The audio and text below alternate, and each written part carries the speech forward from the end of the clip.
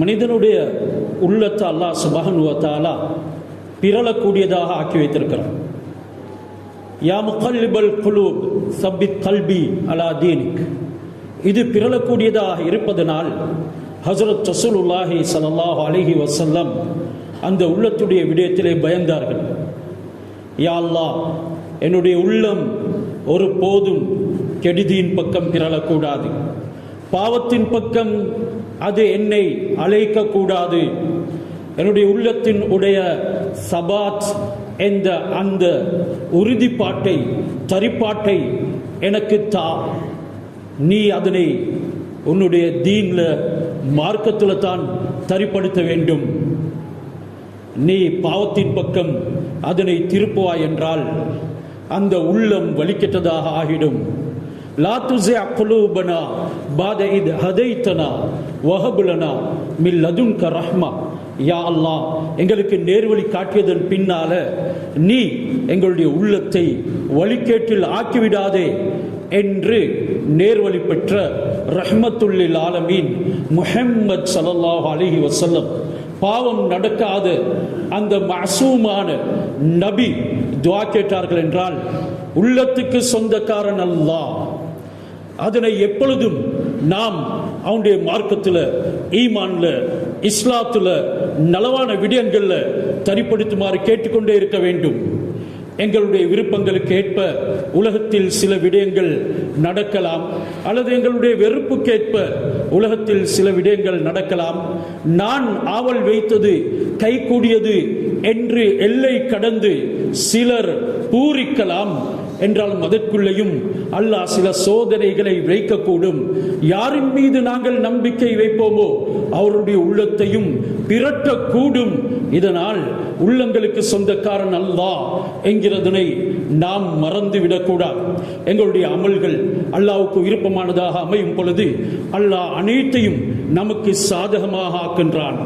அமல்கள் அல்லாஹ்வுக்கு வெறுப்படையும் பொழுது, பாவங்கள் மிகைக்கும் நேரங்கள்ல அல்லாஹ் எங்களுடைய பொறுப்புக்காக யாரை சாட்டியிருக்கின்றானோ அது எங்களுடைய வீட்டின் மனைவியாக இருக்கலாம், மனைவிக்கு கணவனாக, அந்த கணவனுக்கும் மனைவிக்கும் பிள்ளைகளாக இருக்கும் அந்த குடும்ப வாழ்க்கையாக இருக்கலாம். அல்லாஹ் சுப்ஹானஹு வ தஆலாவுடைய சிந்தனைகள் அங்கே தடம் புரளும் பொழுது அல்லாஹ் சில சருகுதல்களை உண்டு பண்ணுவான் என்கிறதனை நாங்கள் மறந்துவிடக்கூடாது. உலக வாழ்க்கையில் அனைத்து விடயங்களையும் பொறுப்பெடுத்தவன் அல்லாஹ் எங்களுக்கு உறுதிமொழி அளிக்கின்றான்.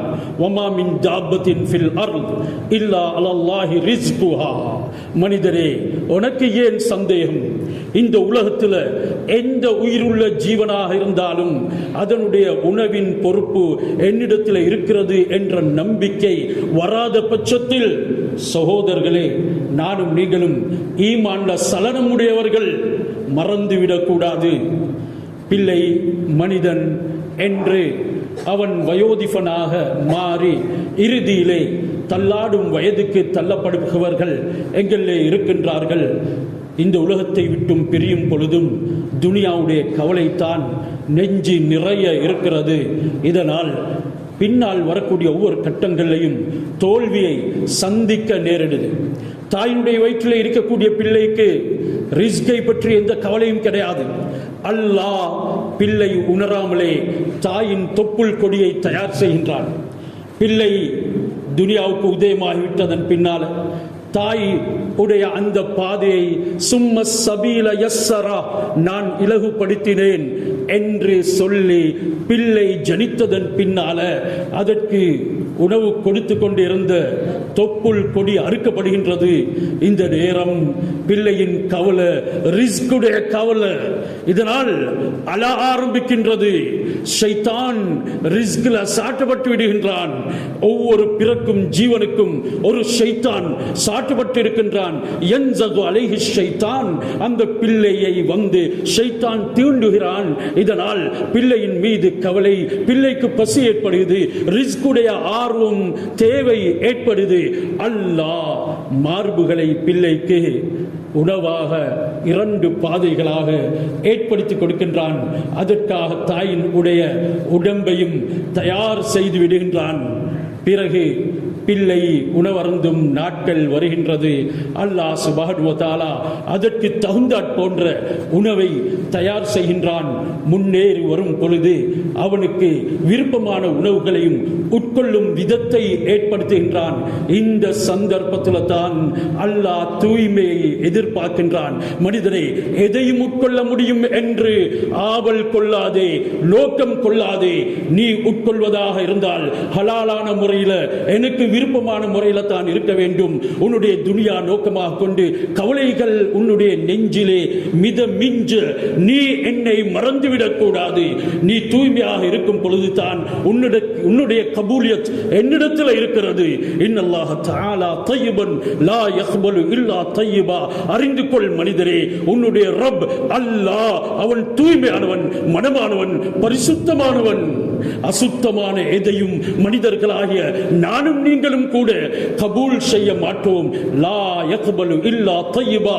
அந்த பரிசுத்தமான அல்லாஹ் தூய்மையானதை மட்டும் தான் கபூல் செய்வான். இந்த உடம்பு தூய்மையாக அமைய வேண்டும்.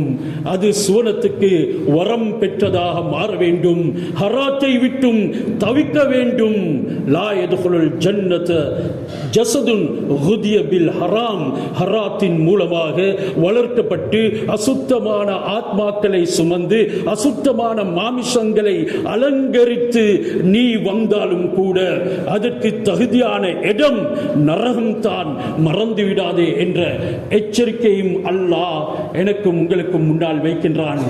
என்னுடையும் உங்களுடையும் அதிகமான கவலை ஆகிராவாக அமையும் பொழுது அல்லாஹ் மிகவும் சுலபமாக இந்த ரிஸ்கை உங்களுக்கு கொண்டு வந்து சேர்க்கிறான். திருமிதிலே ஹதீஸ் பதிவாக்கப்பட்டிருக்கிறது. ஹஸரத் அபூ ஹுரைரா ரலியல்லாஹு தஆலா அன்ஹு அவர்கள் ரிவாயத் செய்கின்றார்கள், மன் கானத்தில் ஆகிரத்து ஹம்முஹு. யாருடைய கவலை ஆகிராவாக இருக்குமோ, என்னுடைய உங்களையும் கவலை உள்ளத்துல நிதமும் அலை மோத வேண்டியது சிந்தனையாக ஆகிராவுடைய கவலைத்தான். காலையிலே தஹஜ்ஜுடைய நேரத்தில் யாருக்கு என்ற ரப்பு என்னை பார்த்து கொண்டிருக்கின்றான், நான் இந்த தூக்கத்தை அவனுக்காக தியாகம் செய்வதா, இல்லை படுக்கையை விட்டும் என்னுடைய விலாப்புறத்தை அகற்றிக் கொள்வதா, என்ற ரப்புடைய குர்ஆனுக்கு நான் உயிர் கொடுப்பதா.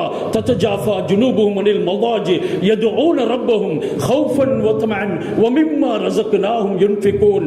நீ முஃமின் என்றால் இந்த தன்மை உன்னிடத்தில் வந்திருக்க வேண்டும் என்று அல்லாஹ் குர்ஆனில் மூமின்களுடைய சிஃபாத்துகளை, தன்மைகளை வரிசையாக கூறிக்கொண்டு வரும் பொழுது அவர்கள் தன்னுடைய விலா எலும்புகளை சுகமான தூக்கத்தை தியாகம் செய்து படுக்கையை விட்டும் அகற்றிக் கொள்வார்கள். யதுஊன ரப்பஹும். அந்த நேரம் தன்னுடைய ரப்பை அழைப்பார்கள். ஹௌஃபன் வ தமஅன். அச்சத்துடனும் ஆதரவுடனும். உள்ளத்தில் பயமும் இருக்க வேண்டும். என்னுடைய ரப்பு இரக்கமுள்ளவன், என்னை மன்னிப்பவன், எனக்கு அவனுடைய கருணை கிடைக்க போதும், அவன் என்னை சுவனத்தில் பிரவேசிக்க செய்வான் என்ற அந்த ஆதரவும் இருக்க வேண்டும். அதே நேரம் என்னுடைய ரப் என்னுடைய சின்ன ஒரு தவறை கொண்டு பிடித்தான் என்றால் நான் தோல்வி அடைந்தவனாக மாறிவிடுவேன் என்ற அந்த பயம், அச்சமும் இருக்க வேண்டும். யதுஊன ரப்பஹும் ஹௌஃபன் மட்டுமில்லாமல் வத்தமஅன் வ மிம்மா ரஸக்னாஹும் யுன்ஃபிகூன். எதை அல்லாஹ் அவனுக்கு கொடுத்திருக்கின்றானோ அதனை அல்லாஹ்வுடைய வழியிலே செலவழிப்பவன் தான் மூமின். இவன் தான் ஆகிராவுடைய கவலையுள்ளவன். இந்த கவலை எந்த அளவுக்கு நானும் நீங்களும் சுமந்திருக்கின்றோம். அது தஹஜ்ஜுடைய நேரத்தில் ஆரம்பிக்க வேண்டும். அது தூக்கத்தை துறக்கும் அளவுக்கு உள்ளத்தில் விழிப்புணர்வை ஏற்படுத்த வேண்டும். என்னுடைய உடம்பு வருத்துகிறது, எனக்கு கஷ்டம் ஏற்படுது, நான் தலை வைத்த நேரத்தில் இருந்து இதுவரைக்கும் எனக்கு உறக்கம் பக்கத்திலும் வரல, இப்பொழுது தஹஜ்ஜுடைய நேரம் அண்மித்துக் கொண்டு வருது, இந்த நேரம் தான் என்னுடைய கண்கள் உறங்க ததும்புது, நான் உறங்க கூடாது, இது ரப்பை சந்தோஷப்படுத்தும் நேரம் என்ற எண்ணம் வராத வரைக்கும் எனக்கும் உங்களுக்கும் துனியாவுடைய கவலைத்தான் மிகைக்குமே தவிர ஆகிராவுடைய கவலை வரமாட்டாது. இதனால தான் அருமை நாயகம் ஸல்லல்லாஹு அலைஹி வஸல்லம் அவர்கள் கூறினார்கள், மன் கானத் ஹம்முல் ஆகிரா. யாருடைய கவலை ஆகிராவாக இருக்குமோ ஜஅலஹுல்லாஹு கினாஹு ஃபீ கல்பிஹி. ஜஅலஹுல்லாஹு கினாஹு ஃபீ கல்பிஹி. அல்லாஹ் அவனுடைய உள்ளத்தில் செல்வத்தனத்தை போட்டு விடுவார். கோடி இருக்குது என்றாலும் போதாது. இது செல்வம் அல்ல, எதுவும் கிடையாது. உள்ளம் நிரப்பமா இருக்குது, எனக்கு எந்த தேவையும் இல்லை என்ற ரப்பை கொண்டு நான் புரிந்து கொள்றேன்.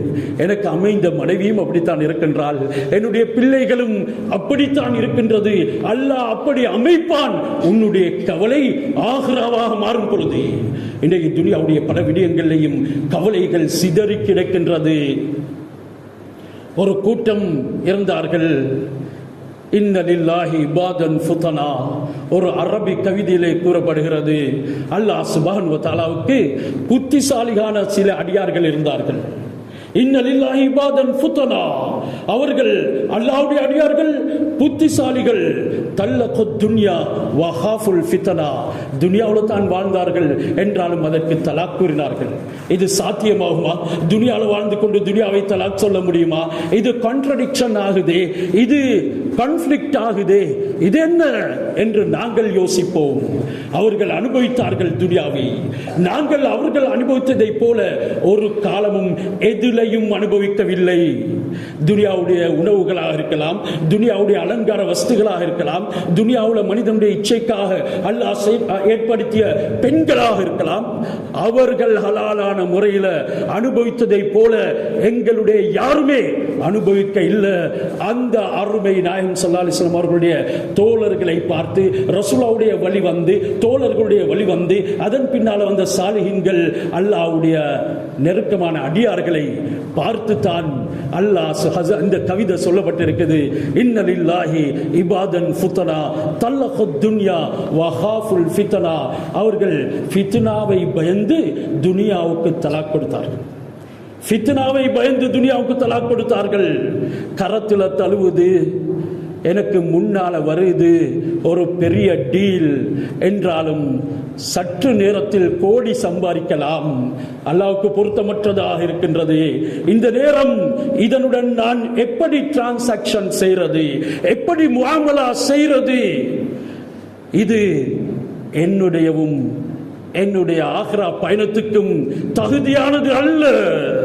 நான் இதனை தலாக் சொல்லிவிடுகிறேன். அல்லாஹ்வுக்காக எத்தனை பேர் இருக்கின்றோம் துனியாவுக்கு தலாக் சொன்னவர்கள்? தல்லகு துன்யா, அவர்கள் அறிவாளிகள், துனியாவுக்கு தலாக் சொன்னார்கள். வஹாஃபுல் ஃபித்னா, ஃபித்னாவை பயந்தார்கள். இதனால் என்னுடைய குடும்பத்தில் குழப்பம் ஏற்படும், என்னுடைய இபாதத்துக்கு மறுநாடி கொடுக்கப்படும், என்னுடைய உடம்புல சோம்பல் பிறக்கும், நான் நோயாளியாக ஆகிடுவேன், என்னுடைய குடும்பம் சின்ன பின்னமாகும்.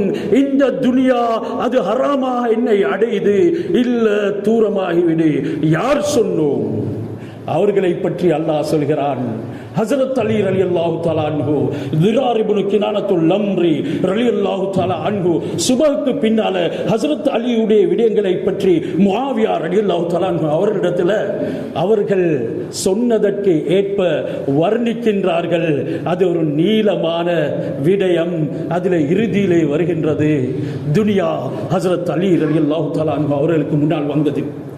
அவர்கள் ஹைஹாத்த ஹைஹாத்த, தூரமாகிவிடு தூரமாகிவிடு, கத்பதத்துக்கு சலாசன் துன்யா, நான் உனக்கு 3 தலாக் சொல்லிவிட்டேன். இன்றைக்கு வீட்டுக்கு போய் மனைவிக்கு தல்லகத்துக்கு தலாக் தலாக் என்று 3 தலாக் மனைவிக்கு சொன்னால் அவள் கேட்பாள், காரணத்தை சொல்லு, நான் உன்னை விட்டும் தூரமாகணுமா, உன்னை விட்டும் பிரியணுமா, நீ தலாக் சொல்றாயே என்ன காரணம் என்று கேட்பாள். அதே போல துனியா ஹஜ்ரத் அலி ரலியல்லாஹு தஆலா அன்ஹு அவர்களிடத்துல கேட்கிறதை போல இருக்குது. நீ என்ன தலாக் சொல்றது காரணம் என்ன? 3 காரணங்களை முன்வைக்கிறார்கள். முதலாவது கசீர், இது தான் அறிவாளிகளுடைய அடையாளம். இதனால தான் அந்த அறிவை பாவித்து ஃபித்னாவை பயந்து அவர்கள் தலாக் சொன்னார்கள் துனியாவுக்கு. தலக்கு துன்யா வஹாஃபுல் ஃபித்னா, நான் உனக்கு தலாக் சொல்றேன். அதுல முதலாவது காரணம் கசீர், உன்னுடைய வாழ்நாள் ரொம்ப சுருக்கமானது. இந்த அறிவு எத்தனை பேருக்கு உள்ளத்துல வந்து போகுது? நீண்ட நீண்ட மேலெண்ணங்கள் தான் மிகைத்திருக்கிறதே தவிர, மனோ இச்சைகள் தான் அலைமோதுதே தவிர, இன்று என்னிடத்திலேயும் உங்களிடத்திலேயும் இந்த சிந்தனைகள் எந்த அளவுக்கு வந்து போகுது? இதனால் நான் என்ற ரப்புக்கு எவ்வளவு சமீபமாக இருக்கிறேன்? ஆக்ராவோட இந்த சம்பந்தம் இருக்குதா அல்லது துனியாவோட தானா நான் இணைந்து இருக்கின்றேன் என்கிறத சிந்தனை செய்து பாருங்கள். துனியா இல்லாமல் யாருக்கும் வாழ முடியாது. இதனூடாகத்தான் அல்லாஹ் சுப்ஹானஹு வ தஆலாவுடைய பொருத்தத்தை விருப்பத்தை பெற்றுக்கொள்ள முடியும். இதனால தான் அவனுடைய கட்டளைகளை நிலைநாட்ட முடியும். இது ஒரு சோதனை பீடம். இதனுடைய இறுதி முடிவை அல்லாஹ் மரணத்துடைய நேரத்திலே எனக்கும் உங்களுக்கும் காட்டுவான். ஆனந்தம் அடைவோம், சந்தோஷம் அடைவோம், நன்மாராயம் கூறப்படுவோம், கவலை இல்லாமல் பிரிவோம். இதுதான் என்னுடைய உங்களுடைய துனியாவுக்கு அனுப்பப்பட்ட நோக்கம் என்கிறதை மறந்துவிடக் கூடாது. சொன்னார்கள், உனக்கு நான் தலாக் சொல்றதுக்கு முதல் காரணம், நீ யாருக்காக வேண்டி நின்றதும் இல்லை, உனக்காக யாரும் நிற்கிறதும் இல்லை, உன்னுடைய வாழ்நாள் ரொம்ப சுருக்கமானது. நல்லோர்கள் முன்னோர்கள் இந்த வாழ்நாளை பற்றி கேள்விப்பட்ட நேரம் அதனை நான் ஒரு சஜிதாவிலேயே கழித்து விடுவேன் என்று சொன்னவர்களும் இருக்கிறார்கள். என்றாலும் ஒரு சஜிதா கூட செய்வதற்கு நேரமில்லை என்றவர்களும் இன்றைய யுகத்தில் இருக்கிறார்கள். என்றால் அன்றைய காலத்தில் உள்ள நல்லோர்களுக்கும் நமக்கும் என்ன தொடர்பு என்கிறதை கொஞ்சம் சிந்தனை செய்து பாருங்கள். இரண்டாவது சொன்னார்கள், துன்யா நான் உனக்கு தலாக் சொன்ன காரணம் வஹதருக்கு யசீர், உன்னுடைய அபாயம் ரொம்பவும் இலகுவாக என்னை வந்து அடையக்கூடியது. அது தலைமைத்துவ ரீதியத்தில் வரும். அது பணம், சொத்து, செல்வங்கள் மற்றும் துனியாவுடைய வரவேற்பு, அதிகாரம் என்று எந்த முறையில் வந்து உன்னுடைய அபாயம் என்னை தோற்றுவிக்குமோ எனக்கு பயமாக இருக்குது. இதனால் இரண்டாவது தலாக்கும் உனக்கு கொடுத்து விட்டேன். மூன்றாவது மஜ்லிஸுக்கு ஹகீர். இன்றைக்கு மஜ்லிஸ் செல்லும் பொழுது அதில் ஒரு பெரிய விவரம் ஒன்று இருக்கிறது. அந்த மஜ்லிஸ்களுக்காக வேண்டித்தானே இன்றைக்கு அதிகமானவர்கள் தலைமை தாங்குகிறார்கள். அந்த மஜ்லிஸ்களின் காரணமாகத்தானே சிலர்கள் ஒன்று கூடுகின்றார்கள். அந்த மஜ்லிஸ்க்காக வேண்டித்தானே குரல் கொடுக்கின்றார்கள். அதற்காக தன்னுடைய காலங்கள் நேரங்களை செலவு செய்கிறார்கள். அதனுடைய நோக்கங்களுடைய இறுதி முடிவையும் அவர்கள் மறந்து விடுகிறார்கள். ஓண்ட மஜ்லிஸ் எல்லாமே கேவலமானது.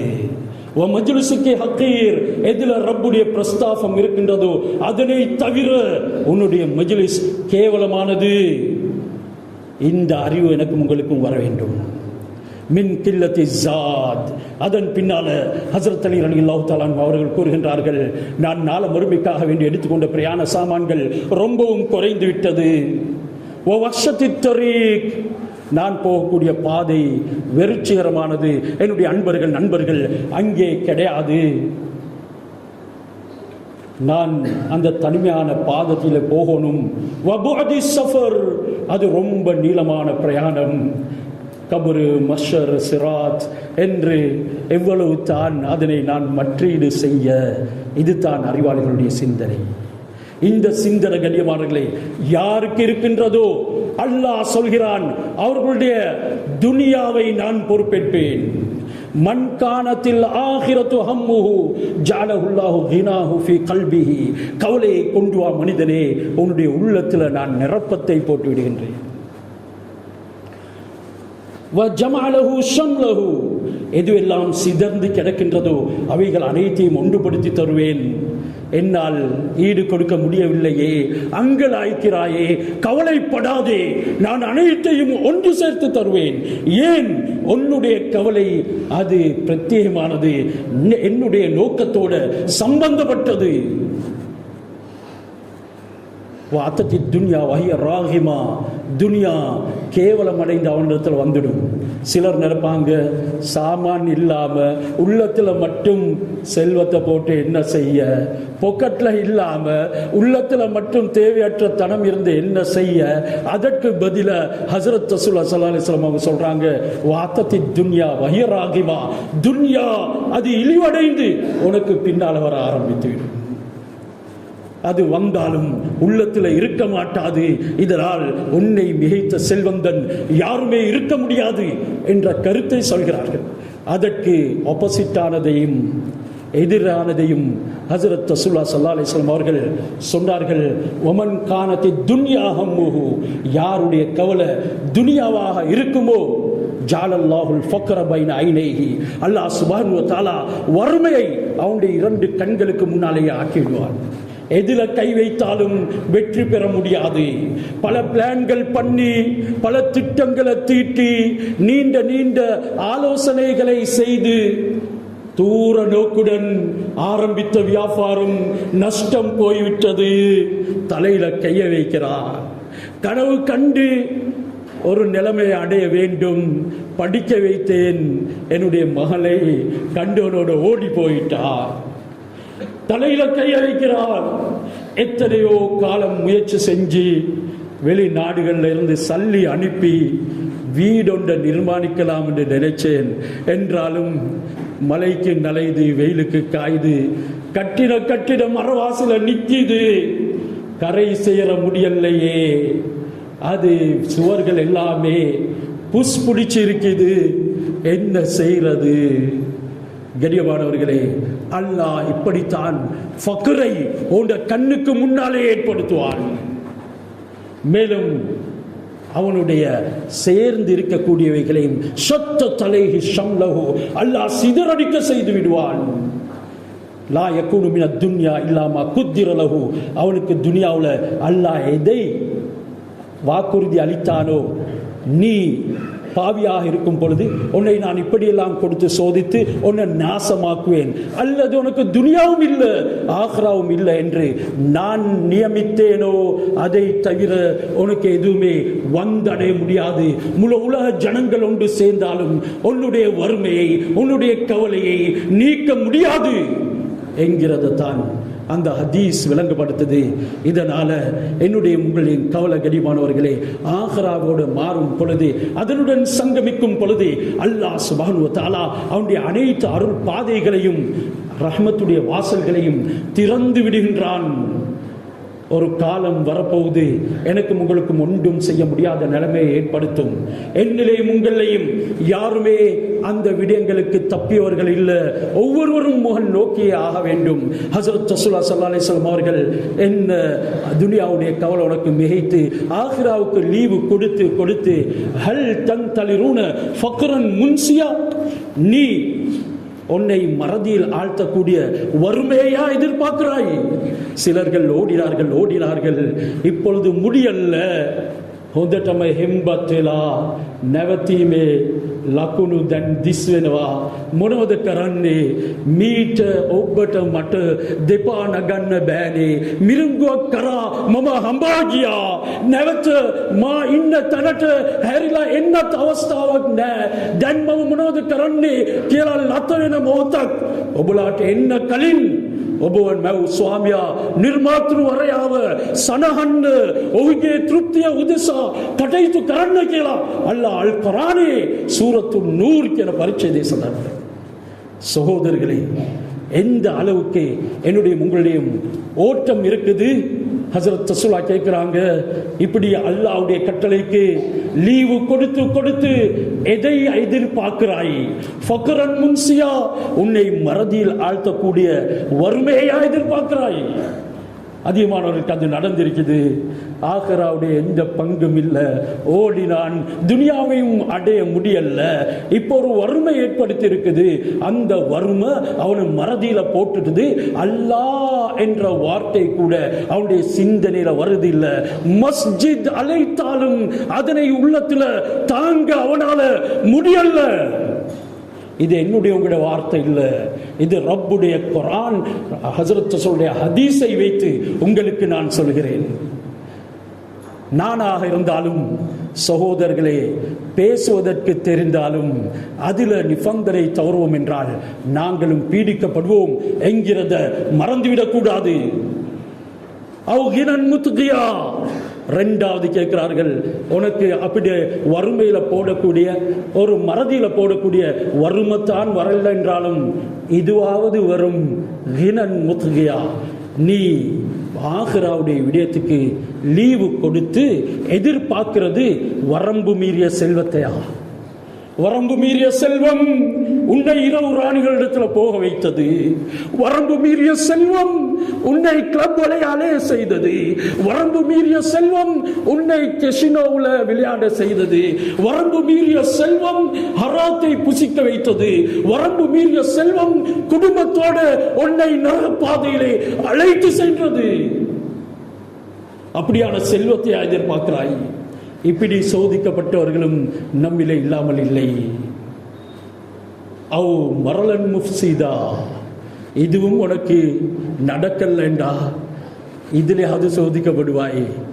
உன்னை நாசத்தில் ஆழ்த்தக்கூடிய மரல் நோயா எதிர்பார்க்கின்றாய். சிலருக்கு நோய் சாப்பிட இயலாது, குடிக்க இயலாது. இன்னும் சிலருடைய அனுசரணை தேவைப்படுகிறது. புத்தி பேதலித்து விட்டது. நோயை தவிர வேற எதுவும் சிந்திக்கிறதுக்கு முடியாது. அந்த அளவுக்கு அவதிப்படுறான் நோயில. யாரும் பேசினாலும் கோபம் வருது. இப்படியான கட்டத்தையா எதிர்பார்க்கிறாய்? அல்லாஹ்வுடைய ஆக்ராவின் விஷயத்துக்கு நீ விடுமுறை கொடுத்து, ஹஜரத் ரசூலுல்லாஹி ஸல்லல்லாஹு அலைஹி வஸல்லம் தொடர்ந்தும் அந்த ஹதீஸ்ல இந்த கட்டத்தையும் நீ அடையவில்லை என்றால் அவ் ஹரிமன் முஃபன்னிதா, நீ ஒன்றும் செய்ய முடியாத வயோதிபத்தை சந்திப்பாய். இந்த 3-4 விடயங்களும் கிடைக்கல, இறுதியில இதற்காவது நீ ஆளாக்கப்பட்டு சோதிக்கப்படுவாய். சிலருக்கு ஒன்றுமே தெரியாத ஒரு ஹரிம் வயோதிபம் வந்திருக்கிறது.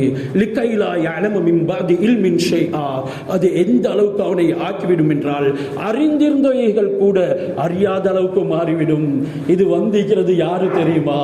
நோயில படுத்திருக்கக்கூடியவர்கிட்ட கேட்கப்படுது, அவரு பெத்த புள்ளைய கூட அறிகிறார் இல்ல. அப்படியான ஒரு வயோதிபத்தையா எதிர்பார்க்கிறாய்? அதுவும் உனக்கு நடக்கலண்டா அவ் மௌத்தன் முஜ்ஹிஸா, திடீர் மரணத்தை எதிர்பார்க்கிறாய். சிலரை திடீரென்று மௌத்து சம்பவித்துவிடும். என்ன செய்ய போறோம்? லா யஸ்ததீஉன தௌசியத்தன் வலா இலா அஹ்லிஹிம் யர்ஜிஊன். திடீர் மரணம் வந்தா அது சில நேரம் சந்தையில், எங்களுடைய கேஷியர்ல, எங்களுடைய பிரயாணத்தில், எங்களுடைய டிரைவிங்ல, எங்களுடைய பெட்ல, எந்த நிலைமையிலும் நீக்கலாம். மனைவி பக்கத்தில் இருக்கலாம். என்றாலும் திடீர் மரணம் வந்துவிடும். லா யஸ்ததீஉன தௌசியத்தன் வலா இலா அஹ்லிஹிம் யர்ஜிஊன். அவனுக்கு ஒரு வசியத் கூட செய்ய முடியாத நிலைமை உண்டாகிடும். அவனுடைய குடும்பத்துக்கு கூட அவனால போக முடியாது. எந்த காட்டுல, மேட்டுல, நஜிஸ்ல அவனை மௌத்தாக்குவேன் என்கிறத அல்லாஹ் பொருட்படுத்த மாட்டான் என்றும் ஹதீஸ் வந்து இருக்குது. யாருக்கு துனியாவிட ஆக்ராவுடைய கவலை, ஆக்ராவிட துனியாவுடைய கவலை அதிகமாகிடுமோ, லா யுபாலில்லா ஃபி ஐயி ஔதியத்தின் ஹலக், அல்லாஹ் சுப்ஹானஹு வ தஆலா அவனுக்கு எந்த விதத்திலேயும் கெட்ட மரணத்தை உண்டாக்குவான். அது இவனுக்கு மோசம் என்கிறது அல்லாஹ் பொருட்படுத்தவே மாட்டான். ஏன்? நோக்கம் தவறியது. 7 விடயங்களை நபி அவர்கள் சொன்னார்கள். 5 விடயங்களை நான் உங்களுக்கு சொன்னேன். இந்த 5ல ஏதாவது ஒன்றில் மாட்டிக்கொள்வீங்க. இந்த 5லையும் சிக்கிக்கொள்ளவில்லை என்றால் அவி தஜ்ஜால், தஜ்ஜாலை எதிர்பார்க்கிறீங்க. ஷர்ரு காயிபின் யுன்தலர், எதிர்பார்க்கப்படக்கூடிய மறைவானவற்றின் மிகவும் கெட்டது தான் தஜ்ஜால் உடைய அந்த சோதனை. இதுக்காவது சிக்குவீங்க.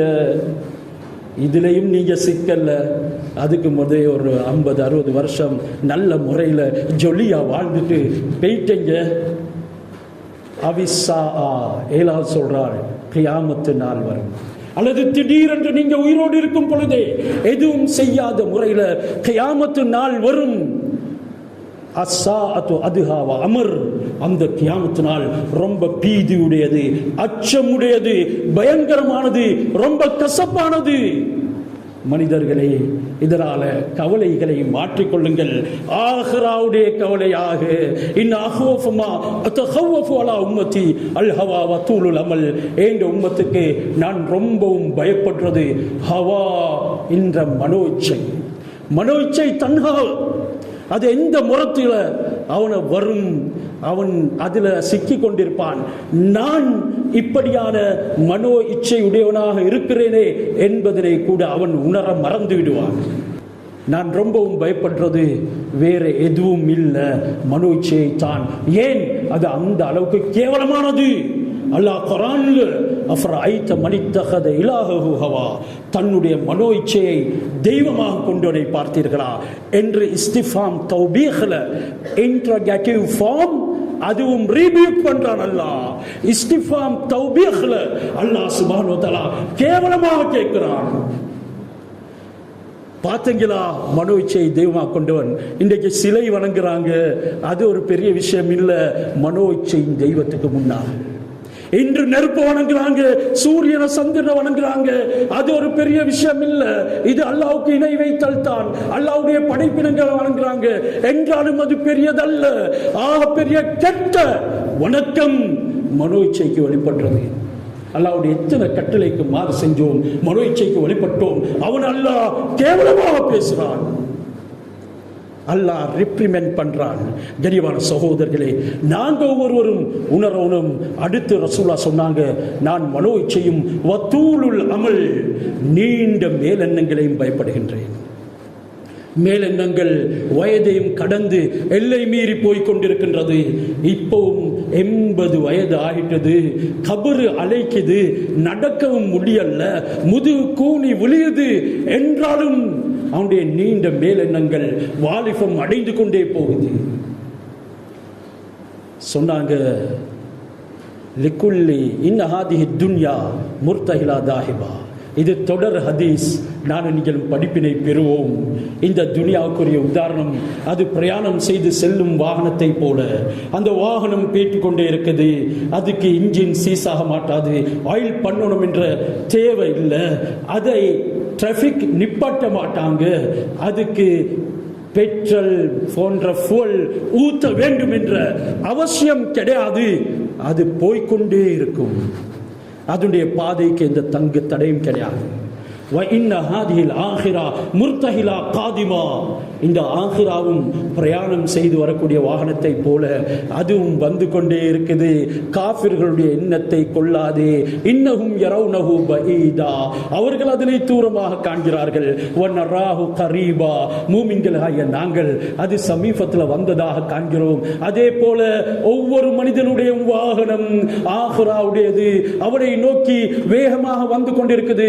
யாராலையும் தடுக்க முடியாது, யாராலையும் தடுக்க முடியாது.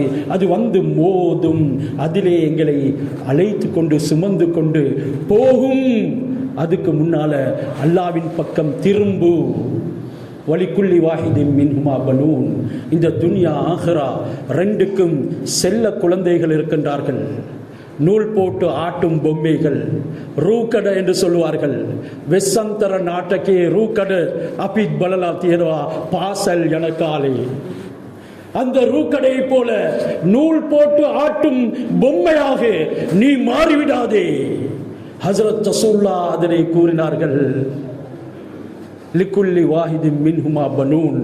இந்த ஆஹிராவுக்கு என்றும் செல்ல குழந்தைகள் சுரத்தலுன் நின்னவா. இந்த துனியாவுக்கும் பெட் பிள்ளைகள் இருக்கிறார்கள், சுரத்தலுன் இருக்கிறார்கள்.